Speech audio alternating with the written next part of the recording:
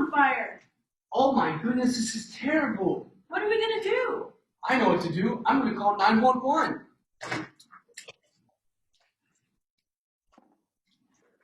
Oh man, I hope they answer quick.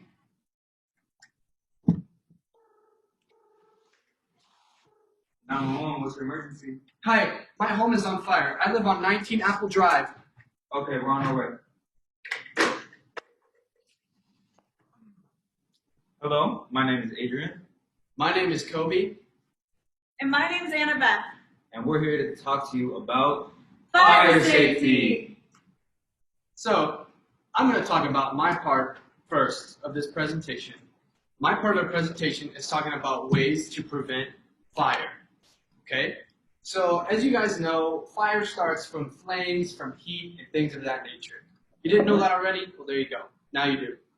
So, a very common way that fires start in your house are by candles. I love candles. They smell really good. There's nothing better that I love than a candle. Okay? But what you notice about this candle? There's a flame to it. Okay? This flame can be very dangerous if it's left there for a long time.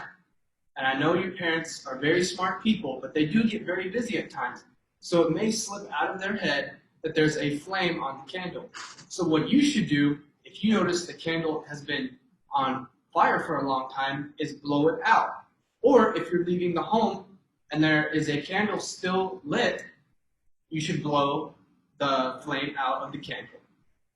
A next way to prevent a fire from happening in your house is by being aware of the pots or a grill when your parents are cooking. Now, there's something going on with this pot right here that could cause a flame very easily or an accident to happen. So this is what the food is cooked in, but then right here we see a handle, okay? So let's say you're just playing around in the kitchen and on accident you bump the handle and then all of a sudden it creates a fire. Well, that's a problem, okay? So we need to be careful when you are in the kitchen and your mom and dad are cooking. Okay, so what you should do is stay 3 feet away from when your parents are cooking. How many feet did I say? 3. 3, yes, 3 feet away. The next way to help prevent a fire is by unplugging the iron. Oftentimes, like I said, your parents may get super busy and they have a ton of things to juggle and do. Now, personally, when I was a kid, my mom would always iron my shirts before church. But she had other things to do, too, like cook breakfast and take care of my other siblings. So oftentimes that iron would get very hot. Well, if you leave an iron plugged in for a very long time, it gets super hot, and let's say it falls over, it tips over, or it hits these sheets right here, it could cause a flame very quickly and cause a fire. Okay? So what should you do if you see an iron plugged in for a very long time? Unplug it. Yes, you want to unplug the iron. Okay? Another way with what we should do to not necessarily prevent a fire, but this helps us plan in case there is a fire, is coming up with an escape plan. So one thing you should do is ask your parents, hey, mom or dad, do we have an escape plan in case there's a fire? Well, if you don't, I'm sure they would be able to make one with you very quickly. So this right here is a layout of a house. So right here, there's a living room, the garage, the dining room, there's another bedroom and an office. So what the key thing here is what you're looking for are the exits, okay? So in your fire escape plan, you want to figure out where the exits are at and the quickest way out, okay? So here is a door right here, that is an exit.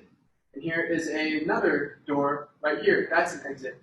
So these arrows are leading down to them. So if you were upstairs, what you would do is you would, if you notice a fire, is quickly run down your steps and then follow and go to one of the exits. Okay? And then another last way to prevent a fire in the house would be by using too many plugs, whether it be in the wall or on one of these. This is something to help add more plugs in and your parents may need to charge their laptop for work, you're playing your video game, but you also have a lamp plugged in, but you notice it's getting a little hot. Well, you should ask your mom or dad, hey, mom or dad, do you think we could unplug one of your plugs? That way we can help prevent a fire. I'm sure they would be very willing to do that for you. So that is a couple ways for me that are coming from me to prevent a fire. Now my friend Adrian will be coming up here to explain different equipment used if there is a fire. Thank you, Kobe. Thank you, Kobe. As he said, my name is Adrian. Okay, I'm going to be talking to you about fire equipment. Okay, so can anybody guess what this is? Does anybody guess? Can I get a raised hand, please? Yes. Is it a candle? No, it's not a candle. Good guess. This is a smoke detector. Okay, so whenever you see a fire, what do you associate that with? Smoke. Fire makes smoke. Okay, so a smoke detector, these are put all over buildings, inside your own house, your school, gyms, playrooms. Smoke detectors are there to set off an alarm whenever a fire is in the building. Okay, so smoke detectors, they last a long time. Smoke detectors usually last around 8 to 10 years, but it is very recommended that you replace them every 6 months. Okay, just because the batteries could go out, and so if you replace the batteries every 6 months, you're giving it less risk of having a broken smoke detector. Okay, and I have this poster right here. Can anybody guess to me what this is? Can I get a raised hand, please? Yes. Fire hydrant. A fire hydrant. No, that is a good guess though. Fire hydrants are yellow, and they are in streets for big fires on buildings. This right here is called a fire extinguisher. So how a fire extinguisher works, right?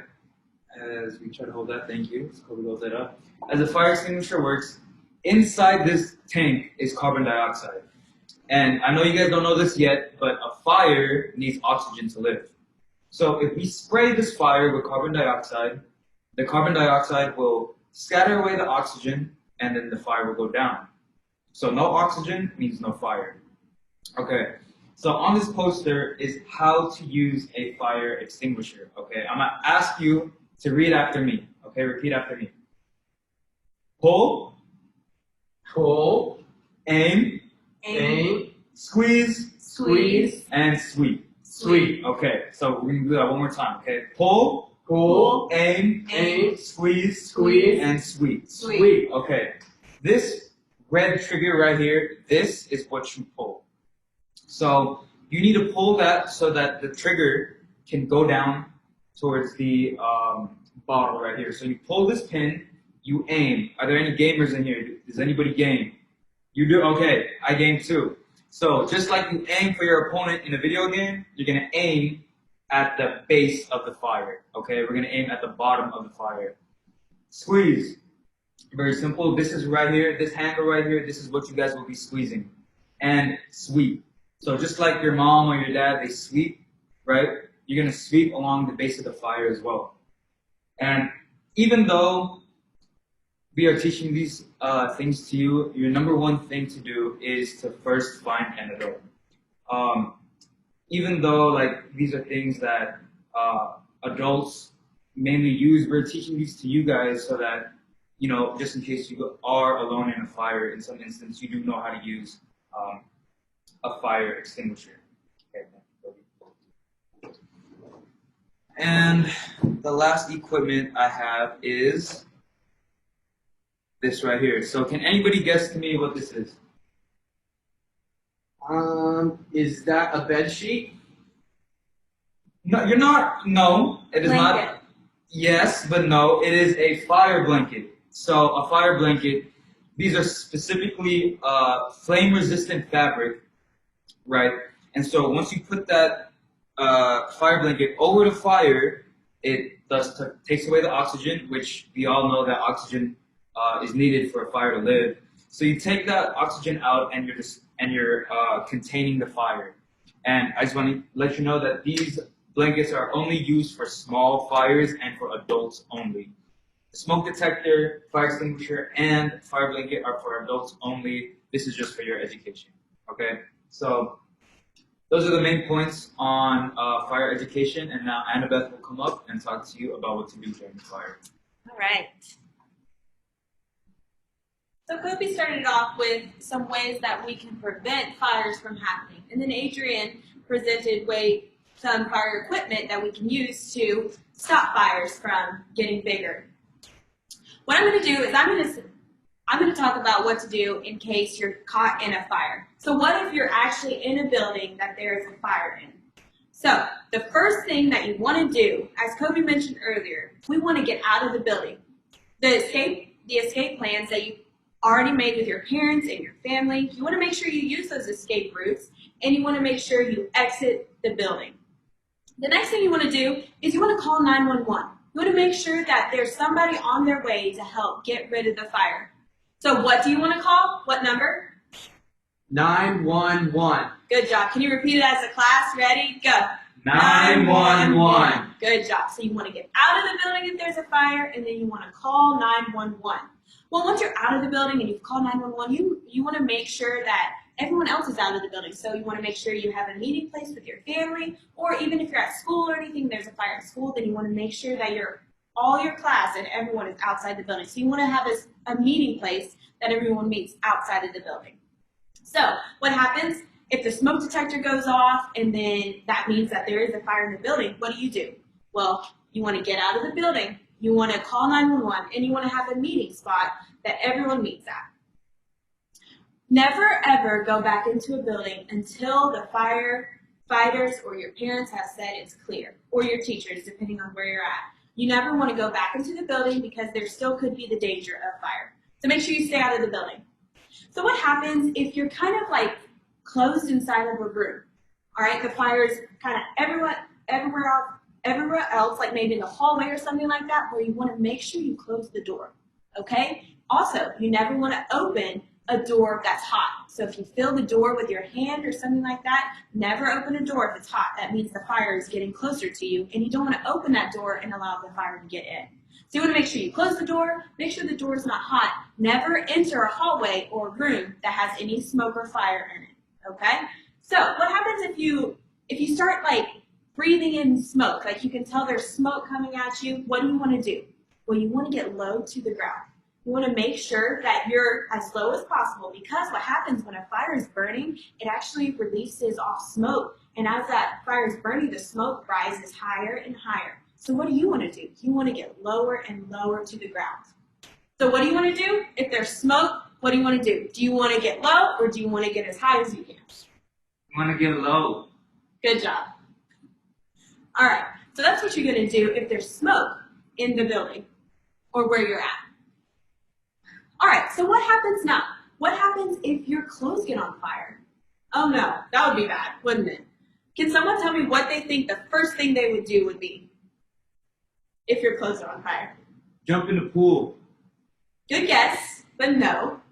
Does anyone else have an idea? Take them off. Take them off, that's a good idea too. But the first step you're going to take is you're going to stop. The more you move, the more the fire can get over your whole body. So the first thing you're going to do is you're going to want to stop. Can everyone say that with me? Stop. The next thing you're going to do is you're going to want to drop to the ground. Okay? So after you stopped, you want to drop to the ground. Can everyone say that one with me? Drop. Good job. So stop. You're going to drop to the ground. And then once you're on the ground, you're going to start rolling over and over, okay? Can everyone say all three of those steps with me? Ready? Go. Stop, drop, and roll. Good job. Alrighty, I'm going to have Kobe and Adrian come up here and help me present what to do. Alrighty, so remember our first step was to stop. So they both stopped. Ready? And drop. Both drop to the ground. And then, what's the next step? Roll. Roll. Good job. And then you roll until the fire is off of your clothing and your body. Y'all can stop now. That's good. Alrighty, so if fire is on your clothing, you're gonna wanna stop, drop, and roll. So those are some things that you can do if you're actually caught inside of a fire. Alrighty, now we're gonna play a little review game over everything that we just talked about, okay? Alrighty, Kobe's gonna start us off. Yes. Okay. I'm just going to ask a super simple question and see if you guys can remember a little bit from my part of the presentation. Can anybody tell me one way how to prevent a fire? You. Don't play with candles. Yes, you do not want to play with candles. You want to make sure to blow the candle out whenever you leave home. Awesome. Okay. My review question. I'm gonna need one student to raise their hand for this. I need them to tell them all 4 steps of how to use a fire extinguisher. You. Yes. Pull, Yeah. aim, Mm-hmm. squeeze, Yes. and sweep. Good job. Good job. Good job. Alrighty, can someone list the 3 things that you need to do in case your clothes get on fire? You. Stop, Good, drop, good, and roll. good job. Yes, that is awesome. Alrighty, And that concludes our video on fire safety. thank you. Let's see.